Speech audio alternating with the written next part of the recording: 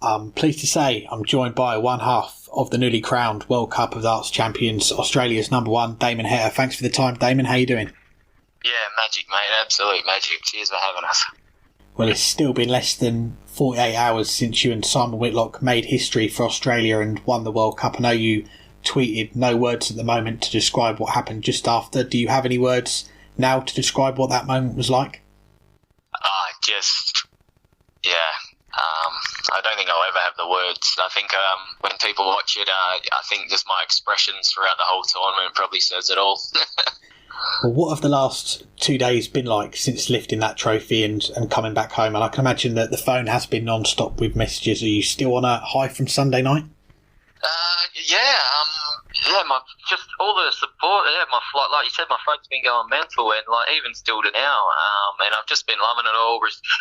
Responding to everybody, and it feels unreal. But like, man, at the end of the day, it still didn't. The World Cup, deserves Australia's name on it, and finally got over the line.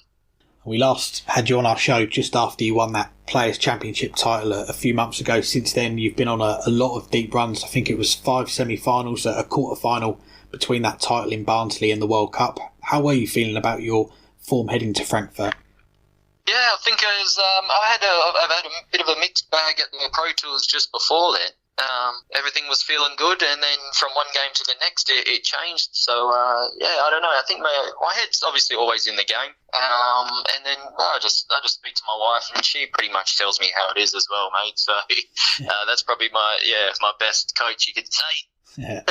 Well, I'm sure there'll be a few players signing her up after the weekend, and you also had a 9-darter as well in one of the Players' Championship events. I think you said that was your first 9-darter in a game. Was it your first ever in a competitive game, or just at the PDC level?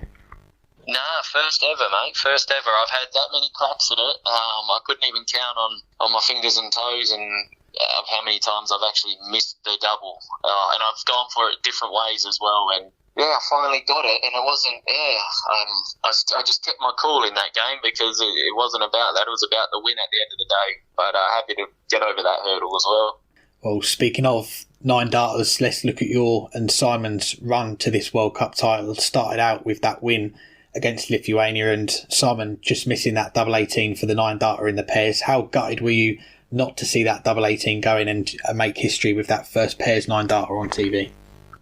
I think I'm not that gutted because we did win, but it would have been aces to be the first people to do it at the World Cup in the pairs. That would have been absolutely crazy, just throwing 3 darts in one leg a game. You know what I mean?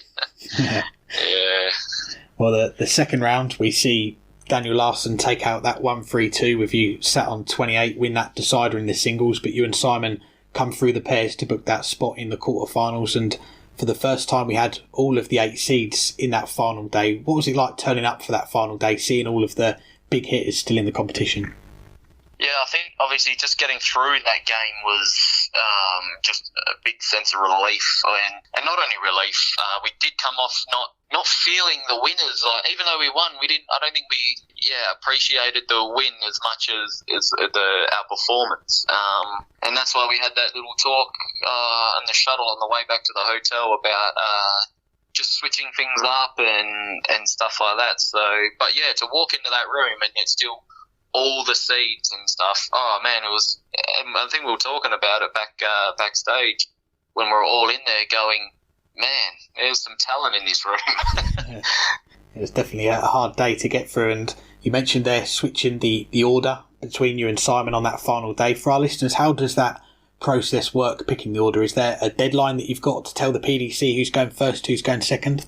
Yeah, so pretty much when you enter the venue, I think it's about 3 hours before, something like that. You got to let the people know.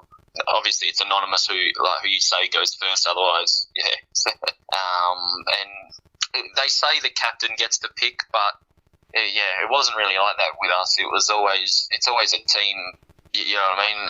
Decisions and stuff like that. As we both had our heads in the same area of changing it up. It's funny enough, we both pretty much told it to each other, both thinking it at the same time. So glad we stuck to our guns and went for it.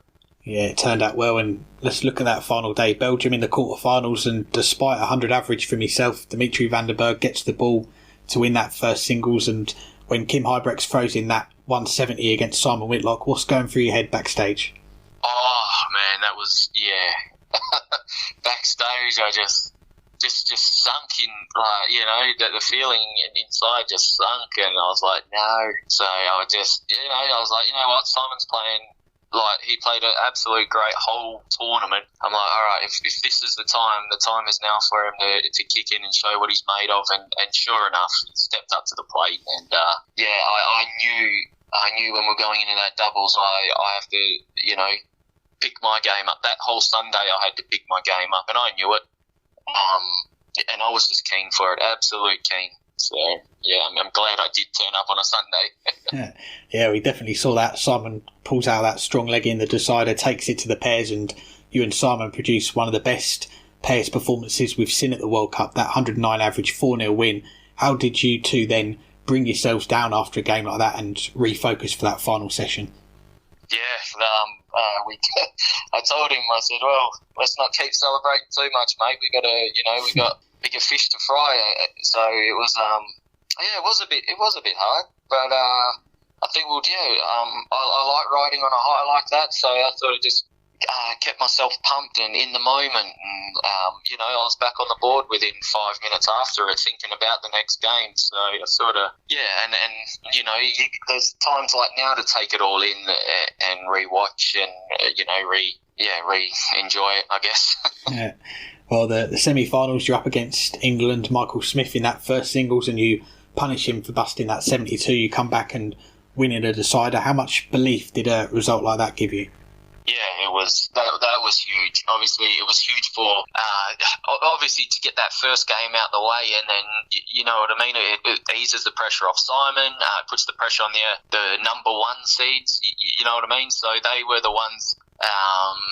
You could say they were the ones that were probably going to go on to the final, and you know when they probably didn't have a thought in us actually getting through. But I just stuck in like I do, mate, and I'll take the fight to anyone, whether I'm 5-0 down or, you know what I mean, 3-0 down. I'll keep fighting no matter what. It's a great comeback, and Simon then whitewashes James Wade, and you're through to a first World Cup final, Australia's first for 10 years, and you couldn't have asked for a better start, beating Gerwyn Price 4-0, and Simon beating Johnny Clayton. It puts you 2 up with 3 to play. What are you and Simon saying to each other as you get ready to go back out for the pairs? Yeah, just not to get ahead of ourselves, and just play like we've been playing, and boosting each other up, and you know, just all that team camaraderie, and every shot, even a bad shot, coming back and just saying like, forget about it, that's it, let's kick on, it's our throw now, just put it to them. But Wales showed heart and spirit, and they fought back really hard, and you could see the determination was. You could sort of see the tables were turning at that moment in that doubles. But same again. It was a first of 3, and I just had to put my head on straight after that. Almost pull off the 3-0, the whitewasher. Dramatic game in the pairs. Simon missing that double 18 again in the pairs, and Wales save it to force that 4th game. And not long between that game and the game with you and Johnny. What was that time like between the pairs finishing and the break between playing Johnny? How hard was it to get that match start you guys had out of your head and go again? Yeah, I didn't even dwell on that match start. As soon as I went backstage, I went straight and just washed my hands and put some cold water on the back of my neck because it was a bit warm in there, and just sort of just felt like another fresh start to go again. I didn't dwell on it at all. I think at the start I just put my head down and just went for it, and not be so tense. I was really relaxed for some reason, and felt that I was really hungry. That, you know what I mean? Really hungry to win. Yeah, we definitely saw that, and you do the double over the Welsh pair. You beat Johnny to clinch the title, and we saw the celebration after, jumping up and down on the stage. Was that just all the emotions coming out at the moment, hitting you that you are a World Cup champion? Yeah, the thing is with these moments, you never know if they're going to happen again, or it's all about soaking it all in. I think it was Ron Harrington who was telling me about, with moments like this, like he told me about back in Brisbane Masters, just take it all in and absorb it. Don't just brush it off, because you never know when you're going to get moments like this again. And as soon as I won, I did kept my cool a bit there, and just, respect to Johnny and shake hands and the markers and stuff, and then just sort of just realising, you know what, let's just enjoy it, and that's just how I felt, jumping around and just letting it all out. And I was absolutely stoked. And I wasn't just stoked for myself, I was stoked for, Australian dart, Simon, how much heartbreaks he's had in these things, and especially for Kyle as well. So it was just well overjoyed. Yeah, you mentioned Kyle. I know Simon mentioned Kyle Anderson on the interview on stage straight after, and you said before last year when you played the World Cup, it was like you were playing with Kyle that weekend. And with Simon, what does it mean to you to win this World Cup for Australia? And I'm sure with Kyle up there, he's smiling and watching on as well.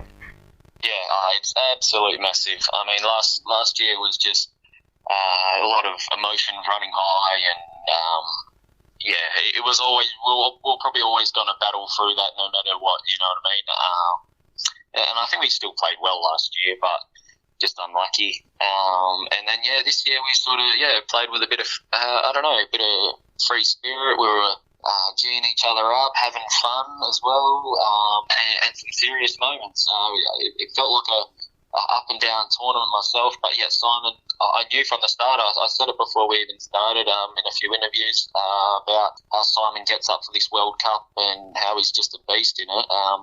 And it showed. It showed how the determination he has when he puts that green and gold on. He's a different animal. So maybe if he thinks like that in every game of darts, you know what I mean, he'd be right up there. That's for sure. Definitely. Well, you'll soon be heading back to Australia for the World Series. The first time that we've had the World Series down under since 2019. It'll be the first time I think you've gone back home since 2020 when you went home right before the first lockdown. Is that right? Yeah, that's it, mate. So it's been, well over 2.5 years. I'm definitely stoked, hanging out for it. Yeah, just, I can't wait. And we all remember what happened the last time the World Series was held in Australia, New Zealand, your breakthrough moment, winning the title in Brisbane. What memories come to mind when you think back to that title, and what kick-started this run to now being a World Cup champion? Yeah, I just had a massive week of darts that week. That's all I remember, because I played in the Australian Open just before that as well and won that, and I thought that was a big step. And then to go the following week and then win the Brisbane Masters as well, like, oh man, all I knew I was just heading in the right direction. That just put me, like my mind was made up that I was coming to Q School well before all that happened, but it just cemented my position to know what I'm doing and where I'm going. Absolutely. The biggest moment I probably could remember is hitting like a 170 to leave 32, and on my 32nd birthday to hit 32 and win it. It was I couldn't ride it, mate. Well, there must be a trait in the Australian players, because we know how much Simon loves playing darts. We often see him playing in local events, and like yourself, we know how much you love playing darts. We've spoke before, you play on a Tuesday night local league. We're talking on a Tuesday evening. Are you going to be playing in your local league tonight, or are you taking a night off? Yeah, I'm going in, mate. I'm going in. I've just been at home for the last. As soon as I got home, I've got no at the moment because the missus back in Perth, and I've just been here, sort of celebrating by myself, doing the washing. So I wouldn't mind just going out and seeing everybody and just have a beverage or two, and a couple of games of darts. Good times, and a few more events before the World Match Play this summer as well. It's going to be a busy second half of the year for you. You said to us last time the big goal was to crack the top 16 by the end of the year, but now that you've got this World Cup title, do the goals change for you? Are you looking for another major already? Yeah, I think I think all the goals are still the same, mate.